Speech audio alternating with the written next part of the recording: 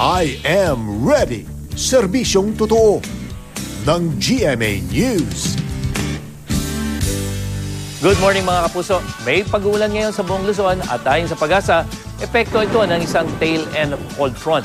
Maulap na kalangitan ang atin pong maranasan na sasamahan naman ng mahihinang ulan at pulu-pulong thunderstorm. At dahil niya sa paglakas ng hangin-amihan, itinaas ang gale warning sa mga dagat.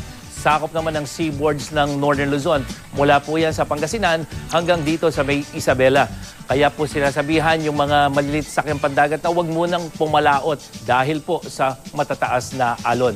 At sa monitoring naman ng Climate X Philippines, bahagi po yan ng Project NOAA. Ngayong madaling araw, naitala ang katamtamang ulan dyan sa Santa Praxedes sa probinsya ng Cagayan. 5.3 millimeters po sa loob ng isang oras kaninang bago mag-alas 3. Silipin naman po natin ang magiging lagay ng panahon sa iba pang bahagi ng Luzon base sa datos ng The Weather Company.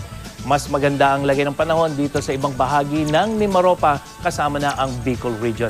At dito sa Metro Manila, maaaring magkaroon ng mga pag-ambon sa bandang hapon pero hindi po kataasan yung posibilidad 30% at bababa rin yan pagdating ng gabi. Pero yung ating maximum temperature, 28 degrees Celsius yung inaasahan.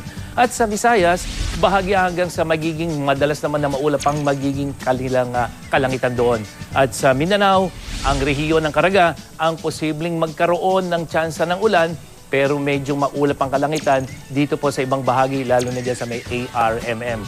At sa darating na weekend mga kapuso, posibleng muling maranasan ang malakas na hanging amihan base sa datos ng The Weather Company. Makikita po natin yung mga kulay rosas na yan. Ibig sabihin yan, yan yung malakas na northeast monsoon.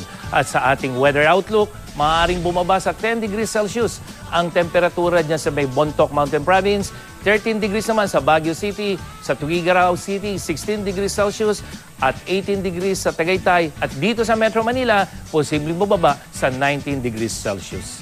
At yan ang latest mula sa GMA Weather. Ako po si Nathaniel Cruz para sa I Am Ready, serbisyong totoo ng GMA News.